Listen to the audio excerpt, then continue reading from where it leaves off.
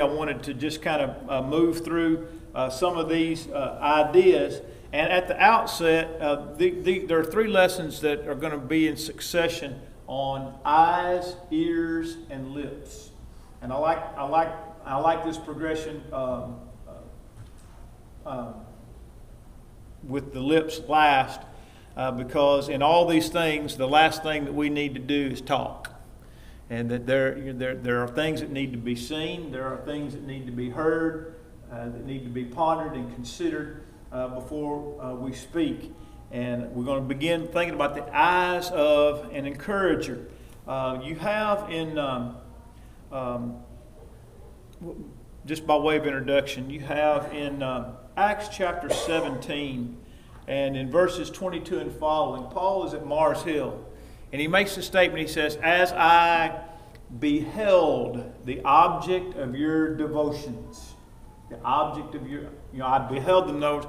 Paul knew what he needed to say after he used his eyes.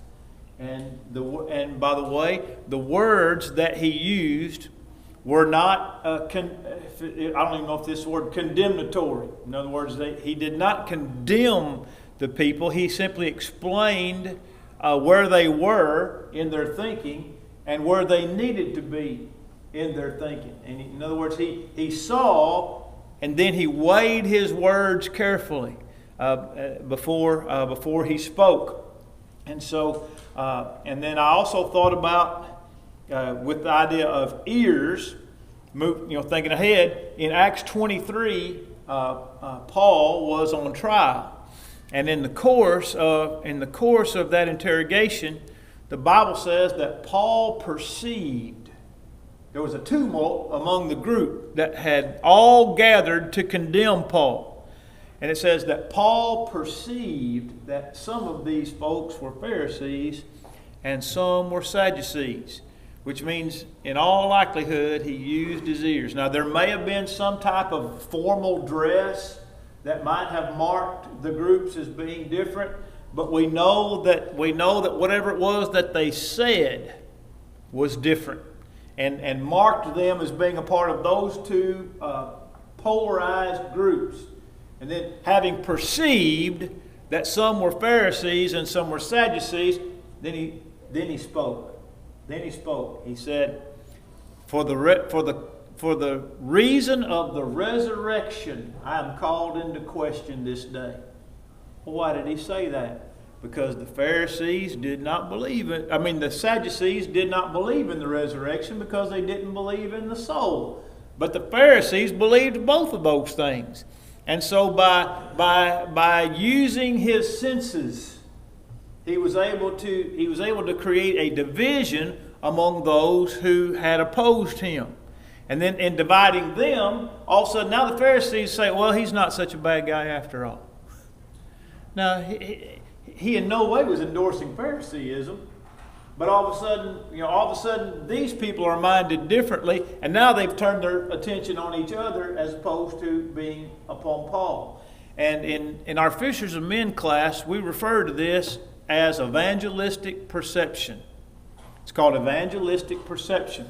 And it means just simply to use your senses and your intuition in order to properly understand a person or a situation. In other words, it's done first of all, without speaking, but then it can also be done by using the power of observation or auditory to ask the right questions in order to draw out a person's thoughts and feelings and emotions. I think about the situation from Paul in Acts 23. It reminds me of a situation, wasn't necessarily an evangelistic situation, but had it been, it would have been very easy for me to make a determination. I was delivering some sweet corn to a woman one time, and I knew her and I knew her religious background. But even if I hadn't, as soon as I walked into her house, the first thing I saw was a cross. And not just a cross with a character on it. And then I saw another cross, and then I saw a string of beads. string of beads hanging on that cross, with like 5 small beads and a big bead, and 5 small beads and a big bead. And I see you smiling, I see you nodding your head. What do I know? What do I know about this person? Without ever asking any questions or saying a word, what do I know? Catholic. That's right. And that's the idea of using evangelistic perception. Is I didn't have to say anything or do anything. I just simply made an observance and was able to draw a conclusion. That's the idea of this series on encouragement. That by using our eyes and using our ears, we can determine a lot of times what people need without being told. And many times it's especially helpful to be an encourager when we are able to reach out without being asked. In other words, when we see or hear about a need, and then we're able to reach out and meet that need without the individual having to ask us to help them. That makes a powerful impact in the lives of people. And I'm not just talking about non-Christians, I mean in the church as well. And so we're thinking about the eyes of an encourager. Now at the bottom, in the opening page there, in the second paragraph, just above where it says spiritual blindness, it says in the last line there, it says, anyone wishing to develop the ability to interact more effectively with others should learn how to train the eyes to aid in this process. In other words, having our eyes trained. And I love that concept that there are things that we can see if our eyes are properly trained. There are things that we will not see that we need to see if our eyes are not properly trained. I've watched, I know this is going to come as a shock to you, I've watched a lot of hunting shows on television in my lifetime. Shocking, isn't it? I know y'all are stunned.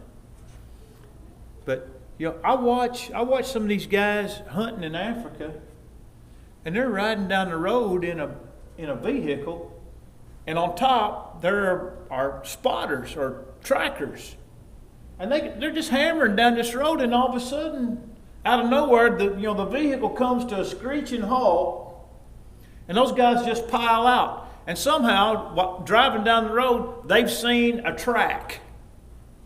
They've seen a track of whatever animal it is that they're wanting to pursue. But they've seen it out of a moving vehicle down an old dirt road. Now, Furman Walker can do that. Or he used to could. We'd be driving, and invariably we'd go up Chalk Mine Road here, go up by the old Harrison Gregg house, Lawson Cook place, and we'd head up that road. All of a sudden, we'd be in Furman's truck, and all of a sudden, Furman, he'd nail them brakes. Out of the truck, he'd pile.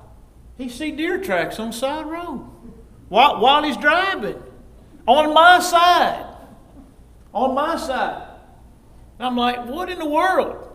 Is he part Indian or I don't know what he was. But he always amazed me that he could see, while he'd be driving down the road, he could see deer tracks on the side of a gravel road. And so apparently he'd done that before. He didn't just learn to do that. Been doing that a long time. One year I trapped and caught 20 fox. I caught the tracks. You could see the fox tracks. Caught 20 foxes in 1 year. Yeah. That's incredible. But now, see, I've had to learn how to track blood in the last few years. Since I let Furman and Haig start hunting on my property, they're not very good shots. And so anytime you hear a shot, I've had to learn how to track blood. And you have to learn how to do that too.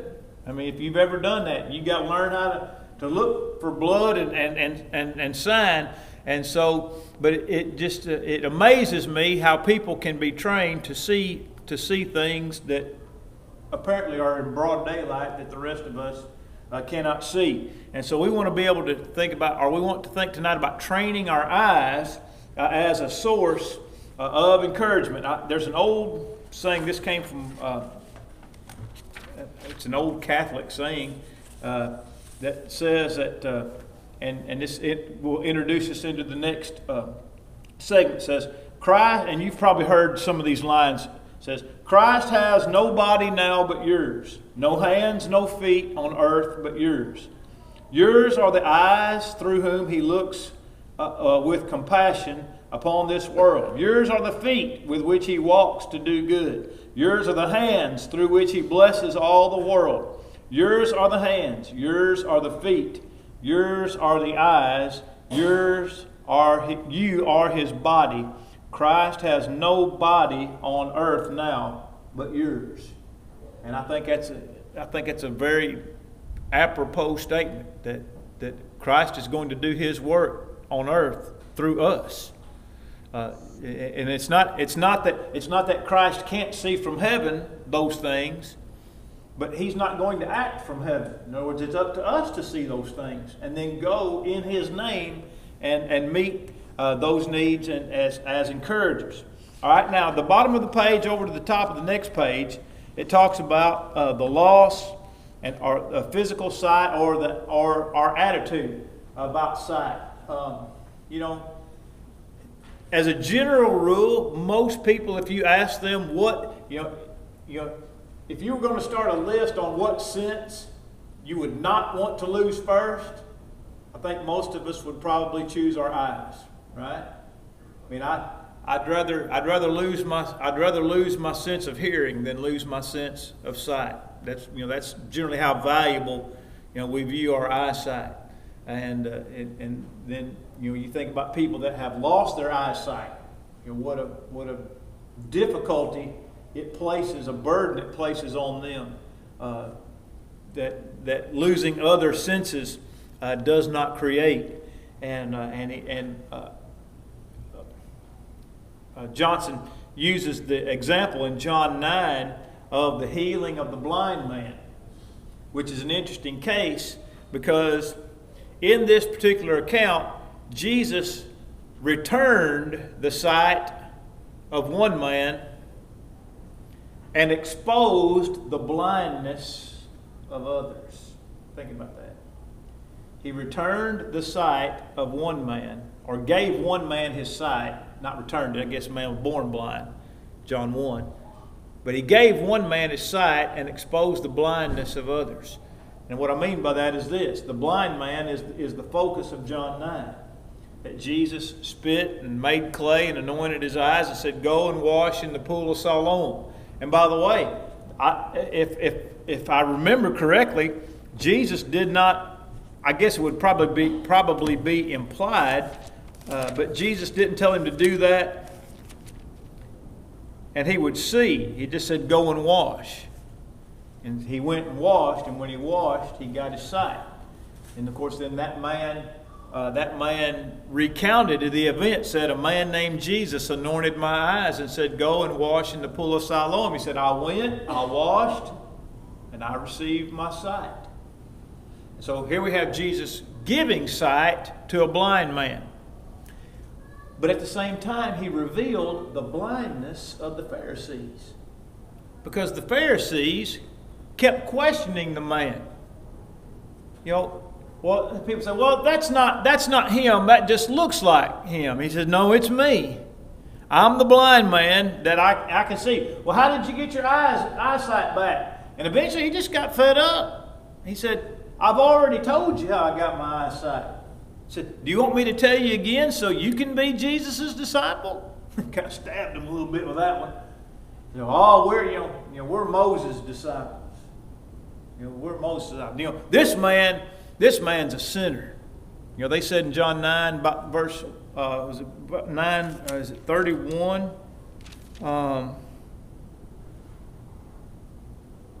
Where is it? Not 31. 24. In verse 31, the blind man said, we know God does not hear sinners. In verse 24, they said, we know that this man's a sinner. They knew Jesus was a sinner. Didn't know very much, did they? We know this man is a sinner. Well, that just shows you how blind they were. I mean, here's a man who gave a man born blind his sight. And if I'm not mistaken, he was over 40 years old. And they were so blind, spiritually, that they couldn't accept what Jesus had done as being legitimate and being a work of God. Now, I want to pause right here for a moment and talk about for a moment. This is not the first, second, or even the third time this type of thing happened. For example, in and we're not going to read the accounts, but just very quickly, look at Mark chapter 3. In Mark chapter 3,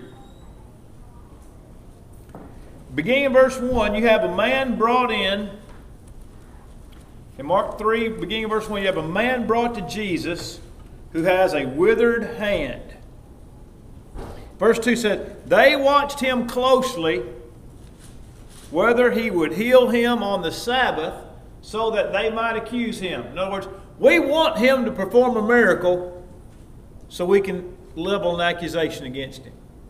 And then Jesus said, is it lawful to do good on the Sabbath? Is it lawful to heal or do good, to save life or to kill? And they kept silent. In other words, they didn't want to answer. So then he said, and here's how Jesus healed him. He said, stretch forth your hand. Now think about that. Stretch forth your hand. And he stretched forth his hand, and it was like the other. Now, question. How did they know Jesus did it? All he said was stretch forth your hand, right? He didn't lay hands on him. He didn't perform, some incantation. He just said, stretch forth your hand, and it was like the other. And immediately, what'd they do? What'd they do with regard to Jesus? Planned on killing him. So first of all, it shows you that they knew Jesus did it. And that he had the power to do it. And that he did do it. But rather than believing in Jesus and following Jesus, they were so spiritually blind, they plotted to kill him. All right? Now turn over to Mark chapter 7.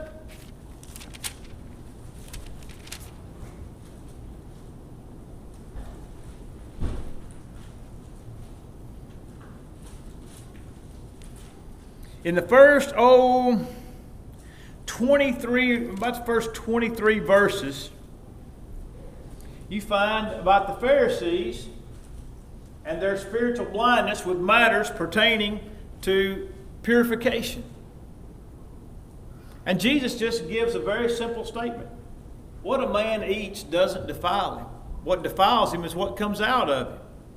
Right? Because out of the heart comes all these things. But to eat with unwashed hands doesn't defile a man. So what was the reaction to that?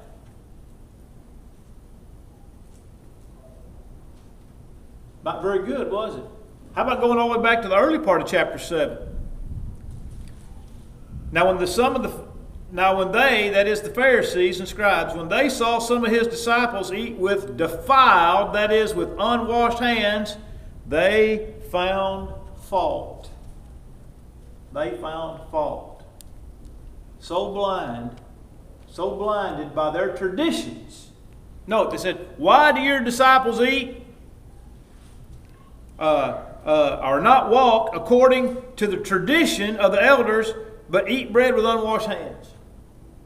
So they hadn't really sinned. They just simply violated the traditions of the elders. Blind. Absolutely spiritually blind. Want to find fault and condemn people for something that God never spoke to with regard to washing. How about, How about John chapter 5? So go to John chapter 5. Because this is the section on spiritual blindness.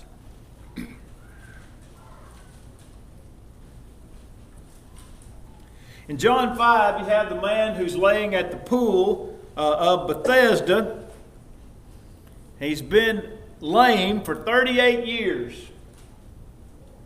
And when the stirring of the water occurs, somebody gets in before he can. So he's never able to be made well. So then Jesus makes him well and verse 8, rise, take up your bed and walk. And immediately the man was made well, took up his bed and walked. And that day was the Sabbath. Therefore the Jews said to him who was cured, what? It's not lawful for you to carry your bed on Sabbath. That's their response. Man been lame for 38 years. They know it's him. He's walking around, and by the way, carrying his bed just simply means he had probably some kind of rolled up mat.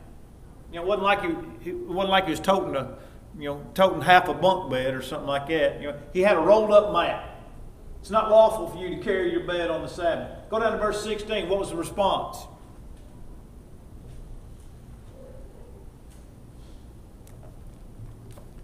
They sought to kill him. All right, let's do one more. John chapter 11. In what might be the greatest illustration of spiritual blindness ever.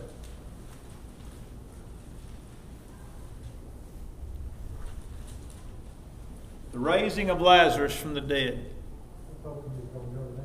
Yeah, it's incredible, isn't it?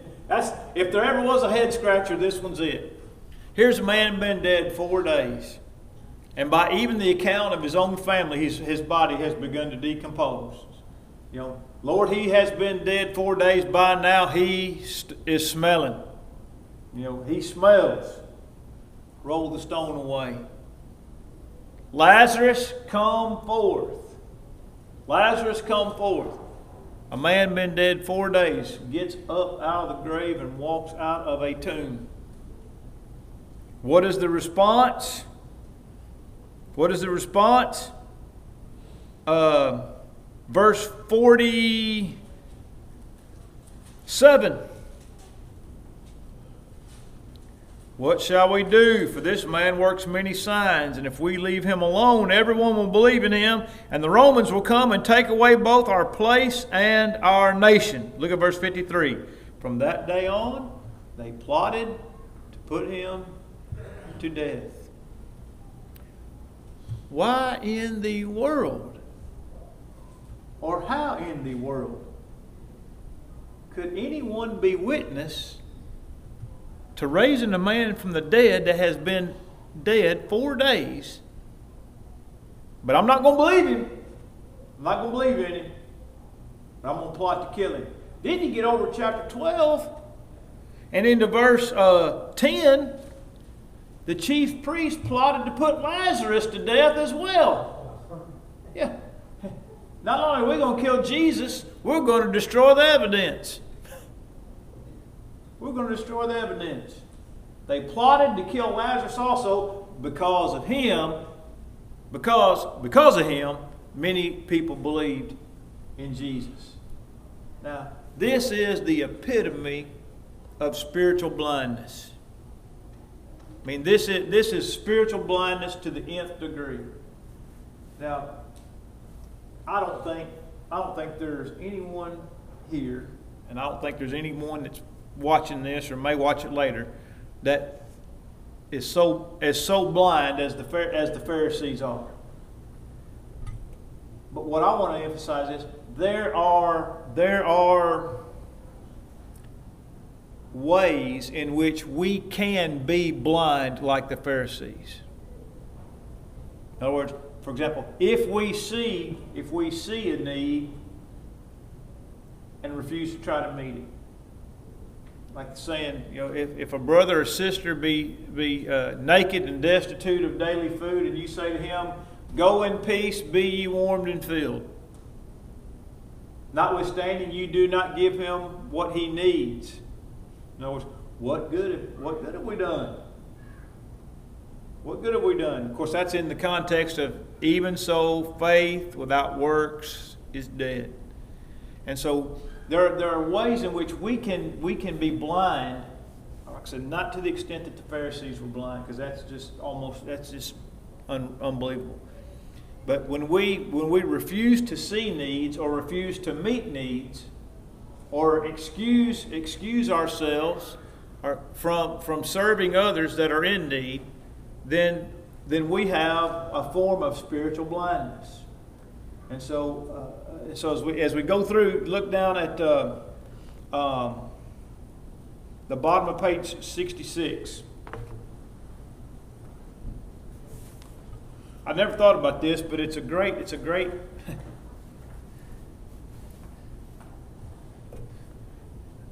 The paragraph before just kills me though, because it has a reference to Mr. Magoo in it. I loved Mr. Magoo when I was a kid. Everybody knows who Mr. Magoo is, right? Right? Lynn, you don't know who Mr. Magoo is? He was a little cartoon character. Lynn watched Mighty Mouse. Mr. Magoo, his voice was the voice of Thurston Howell III from Gilligan Island. I remember the name. But he had really terrible eyesight. He had what we used to refer to as Coke bottle glasses. And it said he courted disaster with every step. I mean, Mr. Magoo would be walking and he'd almost walk off a giant building, but just at the right time, somebody came across with an I-beam and he didn't even know it. And he stepped off the building onto the I-beam. You know, it was he was completely oblivious to everything about him, and somehow he always managed to get by. But that doesn't work for us. That doesn't work for us. And so he makes this statement here at the bottom, and I've never thought about this, but it's a great idea or a great thought. It says, when a person steps into the waters of baptism, he enters the pool of Siloam. He enters the pool of Siloam. It says, Paul said that those who emerge from this watery grave rise to walk in newness of life. Entering Christ is like being born all over again. If anyone's in Christ, he's a new creation. Old things passed away. All things have become new. And this newness includes a whole new outlook on life. Think about this. And having obeyed the gospel as a young person, I haven't experienced this like others have.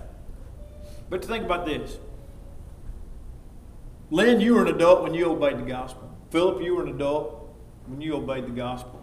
Walter, you were an adult when you obeyed the gospel, and perhaps some others. Naomi, you were an adult when you obeyed the gospel. But from that day, your whole perspective on the people, just specifically, Walter, were y'all attending here when y'all obeyed the gospel? Not here too. But at Burleson, you're at Burleson? Yeah. And Lynn, tent meeting at Burleson, and I know Naomi and OT were here at that time. Now, here's what I'm getting at. Walked into this building on that day to a room full of friends. Right? Sean, you can relate. If Dennis was here, he could relate. Walked into this building to a room full of friends. And before leaving the building, what? What were they? Family. All of a sudden, our entire, the entire perspective of how you view every person in this building immediately changes. I've known this person a long time. They're my friend. But when you obey the gospel, they become your brothers and sisters in Christ. And you look at them differently. And they look at you differently. And then every relationship that you have is viewed through a different lens once you obey the gospel or when you're restored. You see things and people differently than you did before. And that's why he's talking about when we're baptized, it's like entering the pool of Siloam, because as the blind man received his sight with regard to obeying the gospel, our sight is changed. It's changed.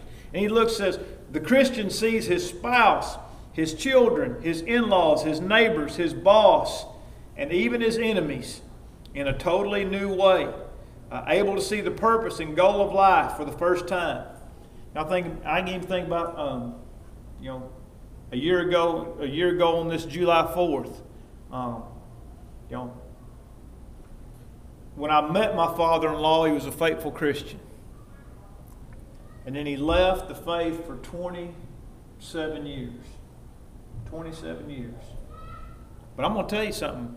From that day, from July 4th, 2018, I've looked at him differently. Even differently than I did when I first met him. And I think, and I think just from the conversations and what I've seen with the change in his life, that he views all those people at Arnold differently. There was always a, he knew those folks. He'd worshiped with some of them in years past. But when that change took place, his eyesight changed. And so, it's a beautiful thing, to think about. And so as we think about having the eyes of an encourager, and I think we've already had one of our first bell, is I want us to think, we'll go to page 68 next time, is I want us to think about the adjusting of our eyesight. Today is 7th, so it'll be the 14th. So we're going to pick up in the middle of page 68 and look at why some people have bad eyesight. In other words, and one of the things is that the media has trained our eyes. The more time we spend in mainstream media, the more it's going to affect our eyesight. Just think, if you just watch the news, basically in the news channels all day long, you'd have a very negative attitude on life in general, about the country, about the world, about society, but that's how they make their living. But we all know that's not. The world they show us night after night on television is not the world we live in. Certainly not the world that we live in. I mean, we live in one of the greatest places on the planet, as far as and I've lived a lot of places. And I'm telling you right now, we live in one of the best places in the world, bar none. And so we'll talk about why people get eye trouble, and how we can fix that. And that's what we'll start there next week.